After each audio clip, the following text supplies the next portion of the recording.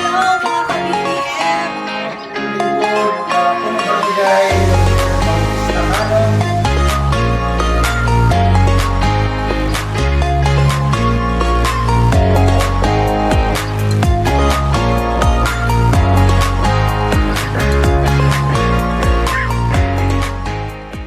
Hello mga ka-BBM! Magandang araw! Narito na naman po tayo para sa bagong segment ng ating buhay, barangay at mamamayan. So ngayon mga ka-BBM ay kasamahan po natin si Kapitan Elmer Cano at nais niyang puntahan at kausapin si Kagawad Victor Avendaño. Tara na mga ka-BBM, makichismis po tayo. Magandang hapon. Hello, magandang hapon po. Kagawad B. Ay, Kap, magandang hapon. Ay, magandang hapon. Pasok kayo. Thank you. Thank you. Pwede mo na pasyan kayo. Pasok daw po. Oo,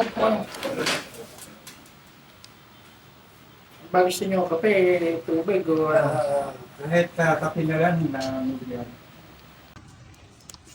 dahil pahingin nga kaming kape.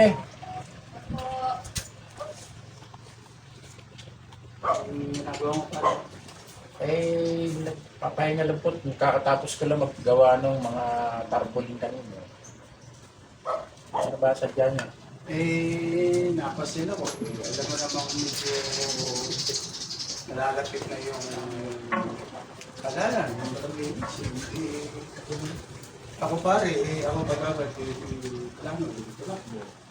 At siyempre, bilang mga kasama, ay gusto ko sanang tanungin kung ano ba ang plano na para sa nalalapit ng eleksyon. Kasi sa akin, para sa akin, gusto rin pamata sa akin. Opo. Maraming salamat. At huwag kayong mag-alala dahil ako naman po makasuporta sa kandidatura nyo. Kasi nakita ko naman po sa panunungkulan nyo sa loob ng 5 taon, ng isang termino. Napakaganda at napakarami po natin na naipagawang proyekto. Basta umasa kayo pa, nasusuporta ako at ang aking pamilya sa inyong kandidatura ngayong papalapit na halalang pambarangay. Okay, maraming salamat pare. Gusto lang natin pagpatuloy yung mga programa, yung 7 pillars, sayang So, inaasahan ko Kagawad na makakasama kita. Maraming salamat. Asahan niyo po.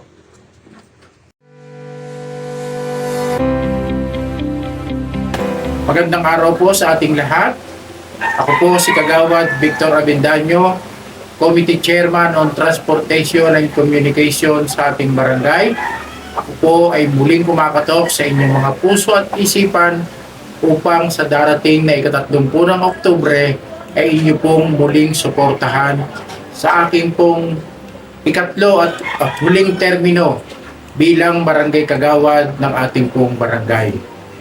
Ako naman po, sa tingin ko, nagampanan ko naman po ng maayos yung aking panunungkulan sa loob ng 2 termino.